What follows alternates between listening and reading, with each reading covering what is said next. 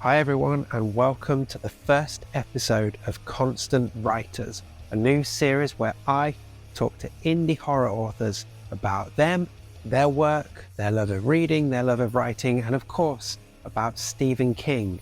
So we touch on King's influence on their own writing, and they pick one Stephen King book to go in on a little bit more detail before we wrap up with the 19-question Stephen King Quickfire Challenge. Now, I'm thrilled to finally start this series. It's been something I've been planning for a while, and I couldn't be happier with the first guest to bring you in this first episode. One of the nicest guys out there and a terrific author, Jamie Stewart. So Jamie, you might know as the author of Montague's Carnival of Delights and Terror, as well as the short story collection I Hear the Clattering of Keys, and various other things. One of the Price Manor books, short story Insula, and as co-editor of Welcome to the Funhouse and the upcoming collection Sacrament. He's a talented guy. He's always willing to shout out indie horror authors, and he loves Stephen King almost as much as I do. Now, in this conversation, you're going to hear loads more about Jamie and about his work, and we're going to talk in a bit more detail about 2013's Joyland. Quite an underrated, overlooked choice. So I thought it was an interesting one to throw in here at episode 1. So you'll hear more about why Jamie loves Joyland, and you'll get to get inside the head of one of my favourite people on the internet. So that's about it, really. Sit back, listen, enjoy me talking to Jamie Stewart. And if you enjoy this episode, don't forget to spread the word about this podcast, Constant Writers, whether you're watching on YouTube or listening wherever you get your podcasts. Share the episode around, get more people involved, and check back next time for another indie author. Anyway, here's Jamie. Jamie, welcome to Constant Writers. How are you doing? I'm doing very well. Thank you very much for having me. You're very welcome.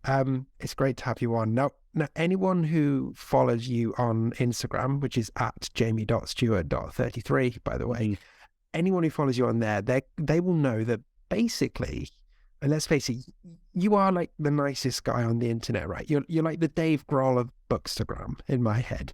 You know, you're always there promoting, shouting out other authors, celebrating all the good stuff that this little scene has to offer, and just generally being a really good human being. And I think everyone values you for that. But I'm going to say it right now, I don't need any of that in this chat, because this chat is about you. You are the author of the amazing epic Montague's Carnival of Delights and Terror, which I'm sure we'll talk about in a bit. The excellent collection I Hear the Clattering of Keys and Other Fever Dreams, amongst many other things. So, Jamie, don't be shy. Talk to me a bit about how you got into reading, how you got into writing, and where did all this come from? What's your origin story? First off, thank you very much for that. Being compared to Dave Crumple is a massive honor and a privilege. Yeah, thank you so much for that. Where my origin story started. I got into reading through Stephen King. It's quite simple. I wanted to be a reader as a kid. I tried R.L. Stine Goosebumps. I tried Harry Potter. I tried a few action-adventure novels. I just couldn't get past chapter 1. You know, I was a very energetic child, and I just couldn't have the focus to sit down in front of the page.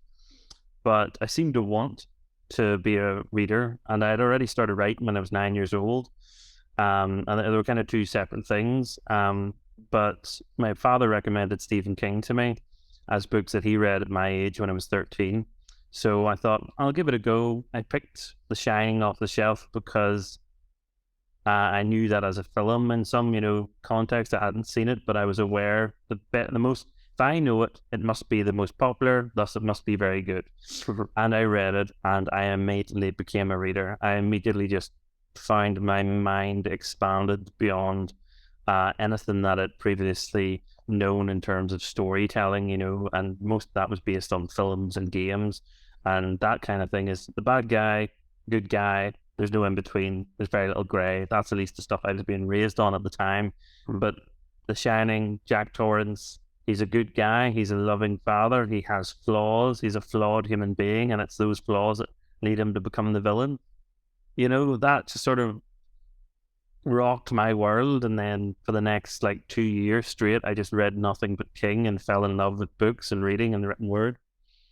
And how did that how did that impact on your writing? Because you say you started writing like when you were 9 years old, so I'm guessing you weren't writing horror stories age 9, or were you? No, I was writing horror stories. So like I started writing at 9 because a friend of mine got a copy of Resident Evil Nemesis for the PlayStation, and we were playing it, and we loved this idea of Raccoon City and these characters and the zombies and all this stuff. It was just so fantastic, and we thought, well, like as a wee experiment, we wrote our own stories based in that universe, fan fiction kind of thing. And I remember he took it really seriously, and maybe we would spend like an hour writing. My mate Keith, he'd have this one page of writing that was perfectly crisp, sentence, punctuation, paragraphs, everything in order, and I'd have this 5-page sprawl of just words that where you couldn't read anymore because I'd written so fast, because it was like I'd opened up a gate in my head and everything was pouring out, and my hand was cramping because I couldn't keep up with the thoughts that was happening in my mind. And it was just this white hot feeling of inspiration and sort of like finding a story, finding the groove. I loved it for that, and so I fell into writing for that. So I just write like Resident Evil fan fiction stories. I wrote a Star Wars one that kind of meshed Star Wars and Star Trek together, so Millennium Falcon, but it had the Star Trek crew, which I remember being pretty good at the time. I can imagine that annoying quite a lot of people on the internet if you publish that today, which would almost be worth doing. It was 3 pages long, and yeah, but I thought it was good. And then when I read King, it was like I remember finishing it. I was on a summer holiday, and I finished the book, and I flipped forward to the front. And at King Books, as you know, will have a list of every book he's ever written or published. And I just thought, you can do this. This is an option. You can live a life where you write for a living. I want to fucking do this. This is me. I find where I want to be. So I set about, after reading The Shining, to write my own horror novel at 13, and I did, and it's terrible.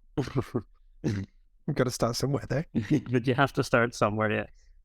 So you write your own horror novel at 13, and then fast forward blanked out number of years here, and you get to Insular, which was kind of where you sort of really broke onto the scene, I guess, really. Like, before we talk about Insular, because I know that was a really important one for you, like what were you doing in those years in between? Was it just lots of reading, lots of writing, and just honing that craft? Did you step away from it for a few years? Like what happened?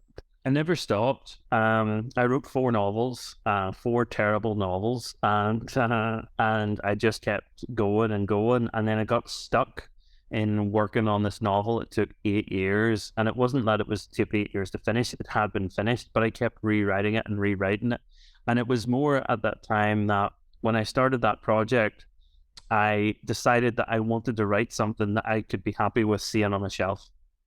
So everything else beforehand, I was kind of writing for myself. And this was sort of a point, even though the story that I ended up writing wasn't as good as I possibly wanted it to be, I'd still making that choice, I think, changed something in me. It made me go from, this is a hobby, to I'm thinking of other people reading this now. And that was a lot of heavy sort of being self-critical all the time and stuff, and a heavy thought in my head, because I got into this place of constantly redrafting, trying to make the story better. And at that point, I was 24, and I was working in Asda, and I suddenly had this idea while I'm working home shopping in Asda, and I suddenly had this idea as I was picking up a thing of milk, was that there's somebody watching me in the camera, and I thought, well, that wouldn't it be cool if they could see through me? And then by the end of the day, I had the first sentence in the first couple of paragraphs of this short story called Insular. And it was the only time I ever stopped writing that constant rewritten novel to write this story, which took about 2 months.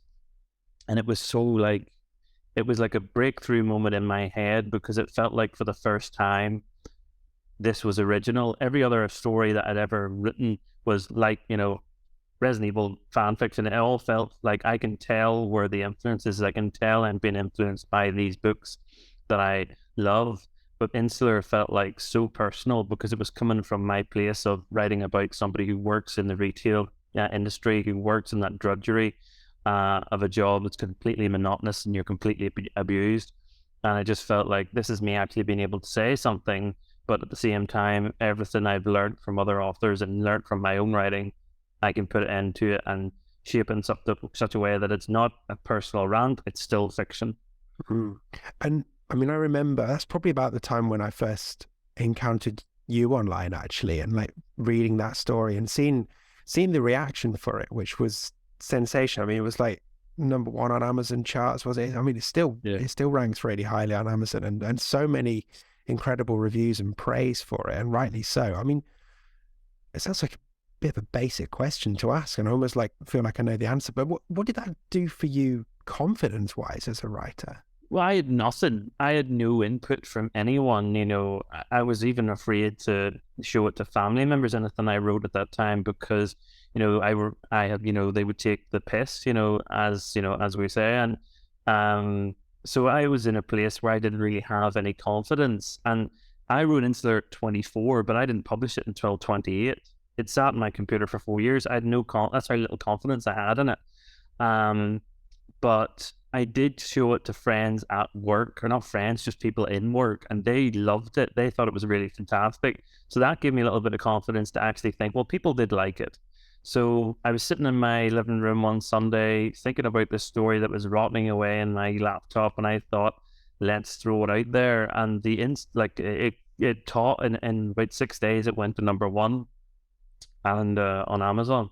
And I was just blown away by all this feedback I was getting and all this attention, that it just set my brain on fire for short stories and short fiction, which I had not been in that place for a very long time, since I was a young teenager, because I'd always been trying to sort of emulate the people I really highly regarded, so novelists, and I kind of stopped writing short fiction. So immediately once that came out, I was writing Trick or Treat, which was the next short story I released.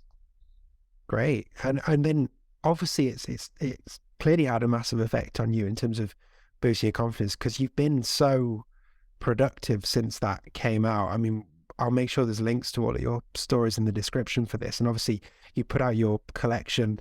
I had The Clattering at Keys, which is a terrific read. But then I guess what I really wanted to build up to is Montague, which I'm dying to hear a bit more about. I mean, for full disclosure for those watching, I was very lucky enough to be one of your beta readers for it. I think I was looking back on my Kindle. I think it was like, it's labeled as like the 3rd draft or something, and then got to see an advanced copy of the finished thing as well. And like, I mean, from my point of view, just seeing, like, remembering some of the feedback I'd offered and knowing that there are other beta readers, and then seeing the finished thing with changes and stuff was just great. But I guess I get the sense you had a lot of fun writing this.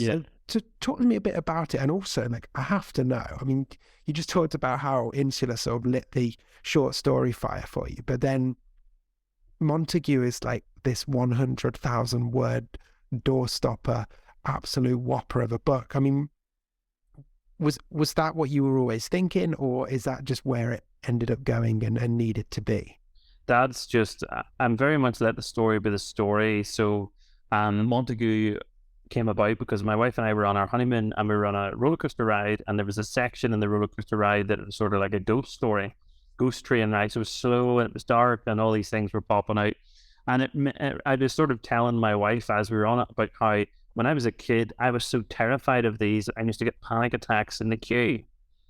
And she sort of, we just, said something else and we got on with the coaster. But I couldn't actually pay attention to the ride then, because it was sort of like, I went back into my memories of that I'd forgotten about, because as an adult, I love roller coasters. I have a great time on them. I find them very enjoyable.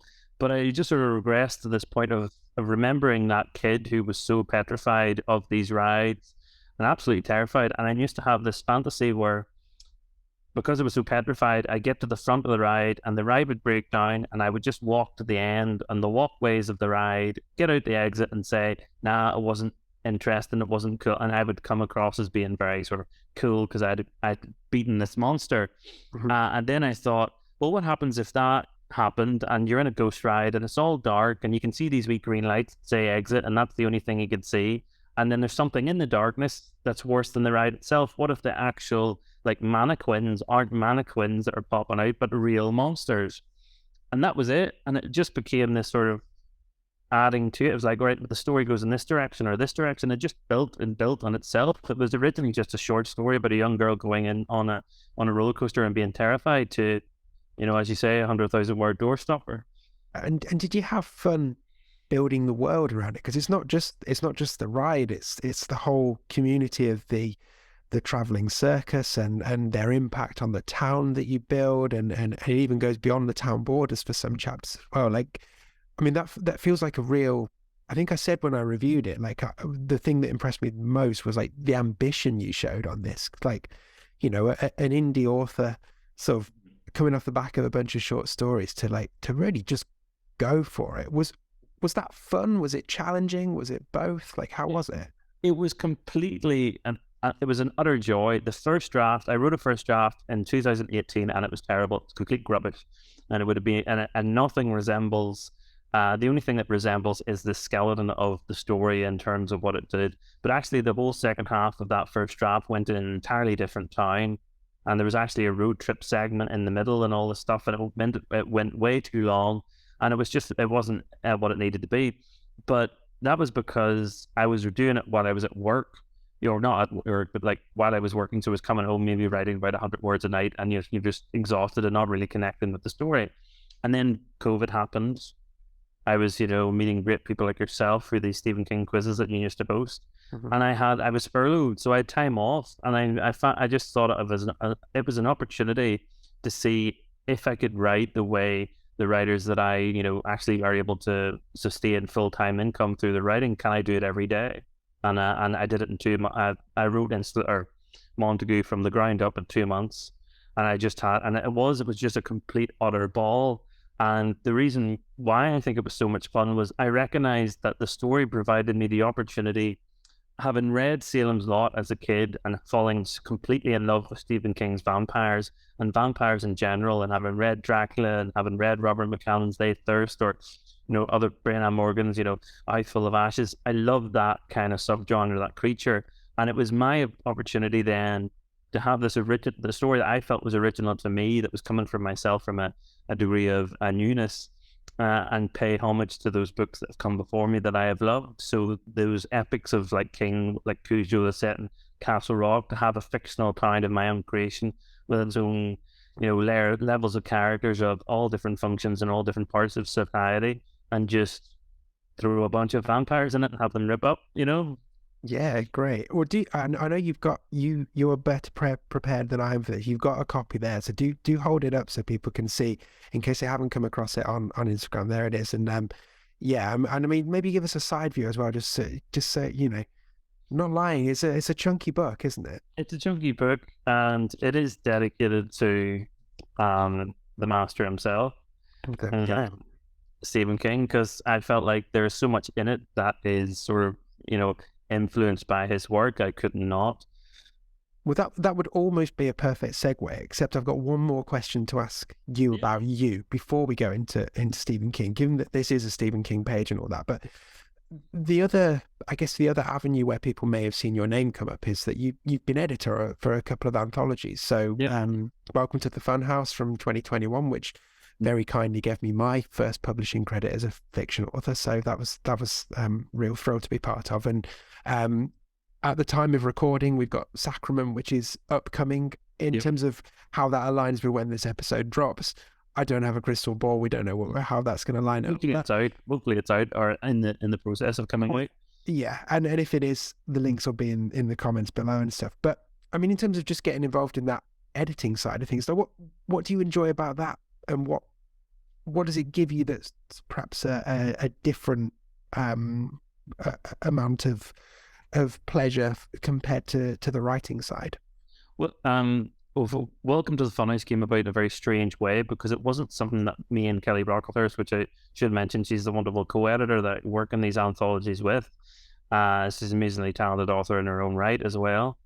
And it came about just really happenstance. We were having a conversation with a group of people about what is a summer anthology? What can you do for summer anthologies? Because you've got lots of stuff with all their various parts of the year that really link in with horror, but other than sort of camp horror, like, Friday 13th style sort of horror, we couldn't think of anything. And me and Kelly said at the same time, carnivals. And the reason why, I had obviously been working on Montague's Carnival at that point, so that was in my head, that's where I was at. And she had an idea for a short story, and that's where she was at. And we were saying, like, we'd contribute short stories to it. But the publisher at the time didn't have the time to dedicate it to himself to organize it. So he said, Kelly, Jamie, if you want to do it for me, I'll pay you. And that's how it came about. We just sort of fell into this position. And one reason I was really eager to it was because I had a story idea that I had for about since 2009 that I'd never written, and I had always thought if I had a deadline on it, I would manage to be able to write it, which became No Strings. So that was a thing. But the reason why what I found was that was like having announced this idea. We're going to do an anthology on carnival horror. We're going to do an anthology on religious horror. It's seeing how everyone interprets that idea and their own interpretations of that setting. Like yourself, your story Mirrored. It's so different compared to anything else. And what I loved about the carnival stuff is, like your stuff Mirrored, you can focus on one side. Some people choose to focus on a ride or a game, which you chose to focus on the mirror maze. And I love that idea of like having all these creepy things inside a collection that kind of made up a person's passage through a carnival in some way. Yeah. So that's what I really enjoy about it. It's just seeing everyone's different interpretation. I mean, we had about 80 short stories submitted to both, maybe more for the Sacrament, and there was fantastic short stories in them. A lot of them weren't chosen, but not because they weren't good, but they were chosen just because it became this really interesting learning curve of how do you put an anthology together. And I look at it like putting an album together. You can't have every sort of story be like Stairway to Heaven. You have to find ebbs and flows. You have to find different qualities and different kind of wee sort of subgenres. You have to have the comic relief. You have to have the sort of heartfelt tones. So that's where we were looking for, and certainly I think we achieved it to a great effect with Welcome to the Funhouse and with the Sacrament when it comes out. Great stuff. Cool. Well, we've mentioned Stephen King a few times, and this is a Stephen King page, and we are sort of broadly here to talk about him at some length as well. So later on, we're going to chat about one book in particular, and we're going to do some other stuff. But I guess to start, like, just from that starting, I mean, you've already mentioned how important he is to you in your journey. So, like, what does Stephen King mean to you? Like, what sort of place does he hold in your heart? Massive hole, it's just, he made me a reader.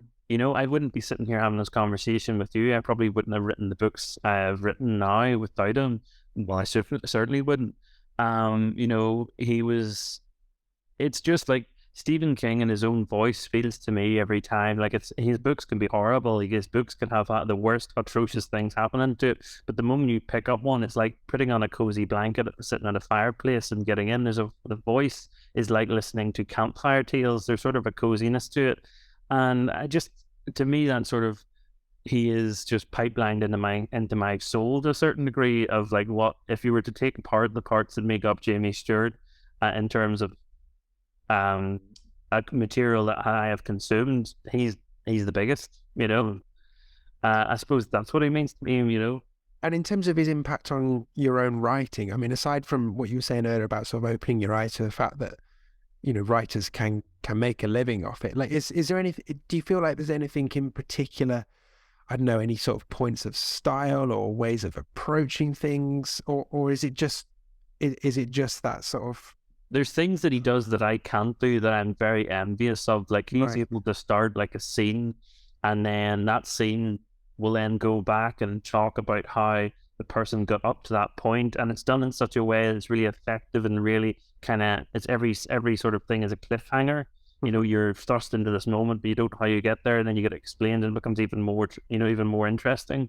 And he does that really well, and I have never mastered that ability. But I'm and that's just not me. That's just not my talent. I have other talents, but like, I just learned so much in terms of character is key, and I'm very much a writer who always tries to have everyone walk on to the spotlight of a book, have something to say, something to want, something to need, and be more than just sort of a one-dimensional kind of thing, even if they are the smallest point. And that's what sort of, Montague wouldn't exist without that ethos, because the ability that he has to go deep on characters and create this sort of history of them to feel that you're actually living in someone else's shoes, is what I strive to do with every person that I write about in my books. And I think that's what I've taken from him the most.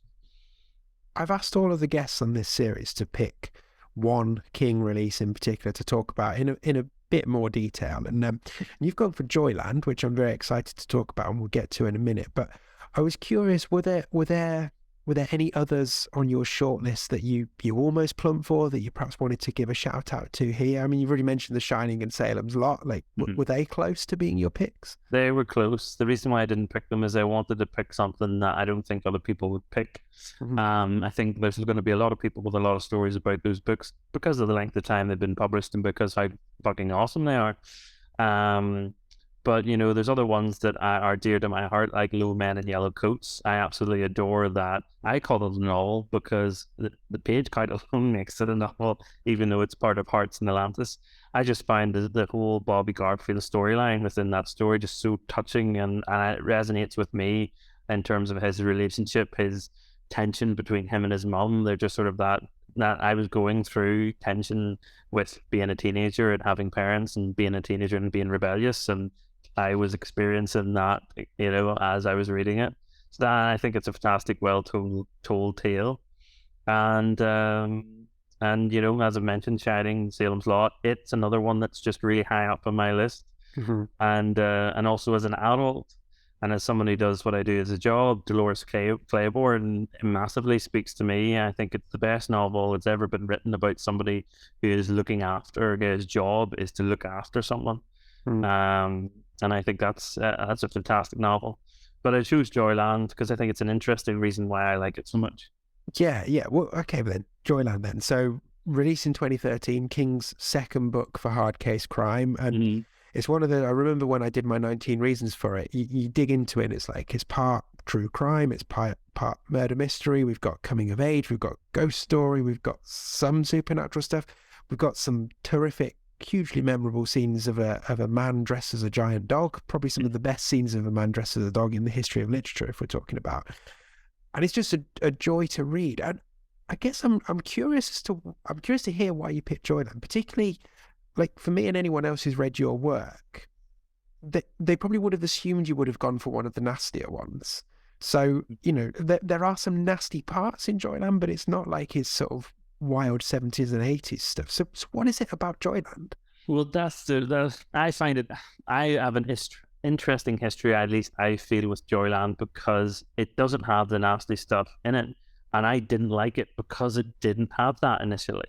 I mean, the way the book was marketed at the time it came out was, this is Stephen King writing, Salem's Lot and a Carnival. This is him going scary in carnivals, and that's not what this book is about. And it's actually that I got my irritation at not experiencing that read led me to seek out and write Montague, because I wanted a carnival horror novel. And actually, at the time when I finished Joyland and my initial reader was disappointed, and I searched out for other carnival horror stuff. I read Funland by Richard Lehman and stuff, and I was again disappointed by that because the actual Funland in that story is very, very mute. We spend very little time in it, so there's very few books out there other than Something Wicked This Way Comes by Ray Bradbury, which is amazing, that actually are about carnivals and spend a specific amount of time in them. They're fundamental to the story. So it sort of inspired me in a way out of grievance, I suppose, to deliver on that. I wanted to read a book that had, so I created the book I wanted to read, and that's why I had such a fun time writing it, because it was just me going nuts with Montague. But in saying that, I then did a reread of it because I believe my expectations were one thing and the book was another.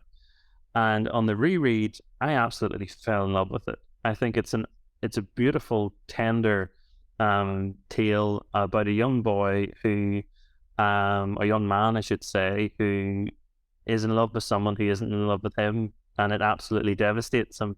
And I completely empathize with those emotions in such a way. And the fact that it's told in from a perspective of an older man looking back in his past, that was what led me to write Insular the way I wrote it, because that's the way Insular is written, because I find that there's such a that way of communicating a story connects you as a reader so quickly and so well. It's first person used in that way can really, really tap at the heartstrings, and really just feels like a conversation between two people, the reader and the person of the book. So I love using first person for that when I feel it's appropriate. Do you think, I know when I read the book, I mean, I really enjoyed it both times I read it, and I mean, as we might get onto later, like even the second time, like the twist sort of caught me off guard, even having read it before. But I think the thing that really hooked me in was the setting itself. And King's so good at painting small communities and stuff, but like the way he drew the theme park together, like I don't know, it made me want to go there almost. Yeah. Did you get the same, like particularly second time round? Did you feel like it was somewhere you could picture yourself going? Yeah, absolutely. I try to bring it to Montague in the first kind of instance that my main character experiences. There's sort of like this revelation of it's so this is where dreams are made of. It's almost like going to Disneyland in some way, Disney World, and as cheesy as that sounds, but it's exactly like the adverts for that type of thing is. That's what it's the way it's written, and it's just people enjoying the present. I suppose there's no all the stress of life and work and all that stuff is away, and it's just about enjoyment. This carnival, and so I completely like respond to that, and I find it very touching and very affecting, which is very difficult to do. Sincerity is a very, very hard thing to write, and King does it really well. Definitely. And I mean, I mentioned the twist, and obviously don't want to put spoilers in, but like first time in particular, because it kind of builds and builds, and then it kind of drops the twist over the course of maybe one sentence at the end of the chapter, and it floored me that first time. Like, did it catch you out, or were you too pissed off that it not being what you were expecting it to be, that it was couldn't really catch you? Again, because there's to that sort of level, as we talk about, that sort of sentimentality or whatever, the way it's written about the kind of carnival, and I want nastiness. I wanted real sort of like Halloween stock in the Carnival Boulevard and stuff like that, murder and guests every 5 seconds. That's what I wanted. So I didn't appreciate that in the first time round. So even when the twist happened, I was like, all right, so I get one chapter or whatever it is about, the actual thing I came here for, kind of. So that just annoyed me in the first read, but I didn't expect it, and I still didn't expect it when I read it again, because there's very little in the way that could be interpreted as that person being, the person within it. So what would you say is your favorite part of this book, having come round to it, and it being the one that you want to come on here and talk about? Like, is there any scene, any incident in particular that really... I think that there's a line that every person, no matter who you are, but this Devin Jones, who's the main character, says, I'm a prostate cancer survivor, but I still, and I'm 64 years old, but I still wonder why this person didn't love me. This person he was in a relationship with. It's not like he pined after someone who was like with someone else or someone afar. He pined after someone he was actually in a physical and intimate relationship with, to a certain degree, and he'd fallen head over heels. At the time, yes, you could say it was puppy love, because it's the first time he's experiencing that kind of a relationship, but it still doesn't matter. It still falls hard, and it tells that line responded to me that at 64 years later, older as a man, it doesn't matter his gender, but the fact that that's still plagued in that question, that why wasn't he enough, I think is kind of a universal thing that we all feel about relationships or people in our life. It doesn't necessarily have to be a romantic, can just be friendships that go sour or just drift away from you. And that sort of really caught my heart in a way, and it just made me think, and then as much as like I don't really consider myself to be a horror nasty author, obviously I think when my my philosophy is I'm going to write those stories. I'm going to write them as real as I can and go for the jugular. But at the same time, I am a big softie at heart, and so yeah, that's what stands out to me about Joyland. And what about characters? Like, have you got a favorite? Is it Devon or is one of the other characters? You know, I love being in Devon's head. The whole idea that he just spends the whole summer and, you know, listening to the Doors and reading Lord of the Rings. It's just sort of, and that's another thing King does really well. We were talking about, like, he's able to write scenes where he's just talking about a person living their life and make it really interesting. You know, this is a scene that any other editor would say, cut that out. That's boring. That's where you're going to lose the audience. Not him. You're just completely. He just knows how to deliver a line, or build up a character and deliver a line really, really well. So, but other character. One of my favorites was the young boy who my head is blanking on. The young boy that he meets is wheelchair bound, and the fact, you know, his sort of. It's sort of a quintessential King character in that they're a young person with such hope, and it's a hope that sort of all these adults get sort of blinded by adult life, you know, the stress and all this stuff that can get in the way, and the materialist kind of nature of adult life then can get you down. And he has, you know, a serious medical condition, yet he is so hopeful and optimistic as a character. He's able to sort of say to these other people who are much older and experienced than him, to go, hey, this is the real thing you should be focused on. That's he always stood out to me. Was it Mike, his name? Was it Mike? I can't think now. But that day that he gets at the park, where it's just him and his special day, I mean, that obviously when it then compares to what happens after that, it becomes even more impactful. But I think that chapter, or those chapters, were particularly captured the real joy of Joyland for me, definitely. One question I did have for you, actually, I know famously King invented the Carney speak that is used in Joyland. It's not kosher Carney speak. It's King created. If you were going in there and thinking you had to create a language for something, what sort of setting would you feel comfortable creating your own lexicon for? If I don't know if I would ever feel comfortable, because I don't think I would have the ability to pull it off. But I'd probably go for something more in the fantasy genre and trying to create a language for, say, another creature, another race of beings, like, you know, elves and Lord of the Rings, and they have their Elvish and they have their Dwarvish. You know, that's where I would go for. But that's just because Lord of the Rings and that has influenced me as well. Yeah. So obviously King is an author who most of his works have been adapted into either a movie or a TV show or something. Joyland's not on that list yet. No. For you, as somebody who clearly, particularly now, has come round to this book and really holds it very close to your heart, would you want to see it happen? And I guess if you did, who might you cast, or would you rather keep it as just on the page? I'd rather keep it just on the page, if I'm completely honest. But you know, because I just think you can't.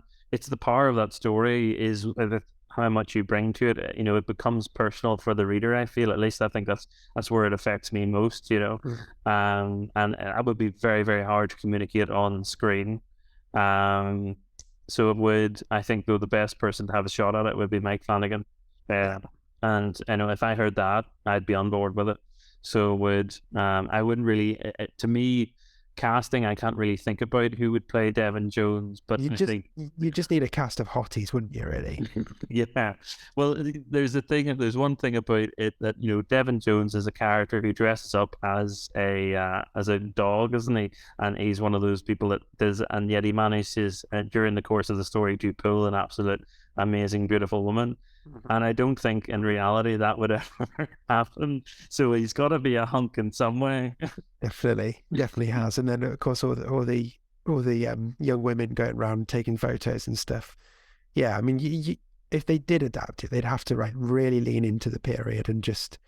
I think I said it in my 19 Reasons video. I think I've mentioned Mike Flanagan as a possible director for this as well. Like leaning on the heart, leaning on the hot cast, and just go for it. Yeah. Okay, great. So last question on Joyland then. I'd like you to give me your 3-word summary that would convince someone who's never read Joyland, or perhaps has read it once and is maybe considering rereading it again, what would be your 3-word summary to make them give it a go? Elegant, beautiful, and enlightening. Excellent. Almost words you could use to describe yourself, Jamie, as well. Not at all. Cool. So we are almost done, but before I let you go, there is one more thing. I'm not even going to invite you to do and ask you if you're comfortable doing. Basically, you need to do it before we finish the interview, and that is to complete the quickfire 19-question King challenge. So are you ready to take that challenge? I'm ready. Cool. So for those watching, this is 19 quickfire questions. I have sent them over to Jamie in advance because these are cruel to put people on the spot with. But we don't need thought. We don't need reasoning, unless you've got a particularly burning reason you need to give out. But we'll just fire through them, and we will see where we get to. So the first 14 of them are specific questions, and then we've got some either or to finish. So let's jump in. So question 1, what was the first King book you read? The Shining. Question 2, what was the most recent King book you read? Under the Dome. Number 3, what is your all-time favourite Stephen King book? Salem's Lot. And question 4, what about your all-time least favourite? Rage. Mm-hmm. Number 5, what do you think is King's most underrated book? Jim McKee. Nice. Number 6, which King book has your favourite cover art? That's a trick one. Actually, Joyland. Yeah. I love the hard-based covers. They're beautiful. Yeah. Yeah. The flip side, what's your least favourite cover art? It's a popular one, but you know that monkey version of Skeleton Crew? Oh, controversial. Yeah. Fair. These are your choices. Own them. No, I'll change it. I'll change that. What's it called? It's the collection. It's the third one. Nightmares and Dreamscapes. There's a cover that has a scarecrow in the middle of the road. Mm-hmm. That story does not exist inside that collection, and that really pisses me off. I'd love to see him write a scarecrow story. Yeah, it's like the Everything's Eventual with the lighthouse on in every UK edition, and there's a story about a lighthouse. Yeah, I'm with you on that. I mean, I do like that Nightmares and Dreamscapes cover, but I'm with you. Like, I like the cover, so give me that story. Don't you know?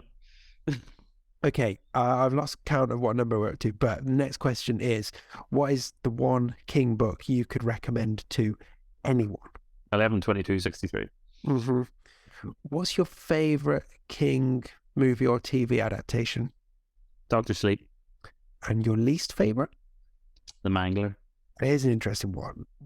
If I said to you could have any Stephen King character to have a cameo in one of your stories, who would you have?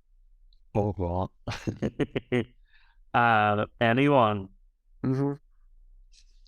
Barlam. Oh, you've gone from the dark side. I like it. Cool. Which King book or story would you say is the most similar to your own style of writing? Sacrament. Yeah. And then last from this initial set of questions, and this is potentially a tough one, but I just want you to give me one book from King for each of these. So one King book that you keep forever, one King book that you read only once, and one King book you delete from existence. Okay. Since I've already said something, I won't do the same. So Roadwork, delete forever. Okay. Read End of Watch, I would read only once, which I have. Don't need to read it again. Mm-hmm. And Keep Forever. Trying to think of one I haven't picked. I was going to say, go with your heart. You can pick one that you've already picked. I don't. Then it would be It. I would never. It. Yeah. Okay. And then final 5 of this 19-question challenge. This is a straight either or. And again, if you want to offer reasons, you can, but you don't have to. So either or, book or the movie. Book. The Stand or It. It. A Holiday in Derry or A Night at the Overlook. A Night at the Overlook, because it's one night. Whereas a holiday could be like 2 weeks or a month. Yeah, good call. Short story or full novel? Full novel. And lastly, Would you rather go for walkies with Cujo or have a weekend away with Annie Wilkes? Cujo. He was a good boy. He was a good boy. He was a good boy. It wasn't his fault. It was the bats. Yeah, exactly. Stupid bats. Great stuff. Well, Jamie, terrific stuff. Thank you so much for your time and for coming and chatting about your stuff and about King. For picking a perhaps lesser spotted King as well. I think that's a really great one to have into this series. Before we go, I mean, we've mentioned all of your stuff, and I'll make sure links are in the bottom. But please, just I want to hear from you a quick plug of your stuff, what you're up to, where people can find you as well, which ones people should go and check out first, all of those kind of things. So the floor is yours. Plug away.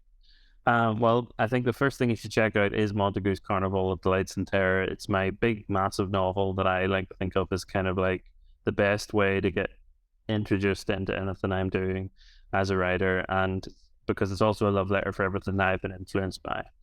I've also written Price Manor, The House That Bleeds, which is part of a series of novellas about a haunted house that can appear anywhere in time or history, and that's currently getting rebranded. So the covers I have now are going to completely change, and the whole series is going to change. And the other authors, Mike Sold and Kelly Brocklehurst and Michael Goodwin, and the other authors that we've got in secret coming down the pipeline are coming out with more stuff. So you'll be getting to see more from that. And next year I've got another novel out called The Cult of Queen, which is an Irish historical zombie horror novel. Nice. And I would also, I know I asked you to plug it, but I would also throw in recommendations for your short works as well. I think your collection here, The Clattering of Keys, is excellent. Really, really fun read, a really good starting point as well. If people are perhaps intimidated by the beast that is Montague, but I'm with you. I think just go for it. And particularly, I mean, I know when this drops, we'll probably be still in the dregs of winter or maybe early spring. Particularly if people are looking for a summer blockbuster read, Montague ticks all the boxes. It's a great one to get lost in. And Jamie, where can people find you and find your work? I'm on Instagram at jamie.stewart.33. I am on Twitter, but I don't know my handle because it's a lot of numbers, and I am on TikTok, but I'm terrible on TikTok. So go to Instagram and follow me there, and we'll chat about books and movies and things like that. Great. And of course we'll put the links in the description below, but you can pick up all of Jamie's work on Amazon and presumably in other places that sell good fiction, and from Jamie himself. I know he occasionally buys a few copies and can maybe sort you out a signed copy. If anyone wants something like that, they want a signed copy, all I have to do is ask. I'm happy to get it, per demand. Great. And also, as I mentioned right at the start, he is the Dave Grohl of Bookstagram. So not only if you follow Jamie on Instagram, will you get to stay up to date with what Jamie's doing, but you will also you will be flooded with recommendations of other great indie authors to check out, because Jamie is a very good, kind man who isn't afraid to shout out other people alongside his own work. So great stuff. Jamie, it's been an absolute pleasure to have you on. Thank you for joining the Constant Writers roster, and good luck with all of the new stuff that's coming out, and take care. Thank you very much for having me. So there we go. Thanks so much to Jamie for his time, and do go and check out his work. He's an incredible author, and I think if you like Stephen King, you'll really enjoy his stuff, particularly Montague.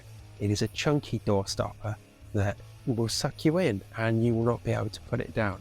A couple of things before I go. If you enjoyed this episode, share it around and do tell other people about it, whether you're listening as a podcast or whether you're watching on YouTube. Any help spreading the word is much appreciated. You can of course follow this podcast if you're listening, or you can subscribe to my YouTube channel so you don't miss any future episodes. Other things you can do go and check out my YouTube channel, Dave Reads King, if you're not already on there.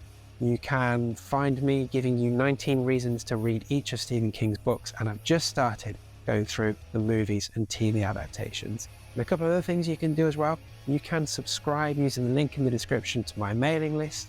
Why would you do that?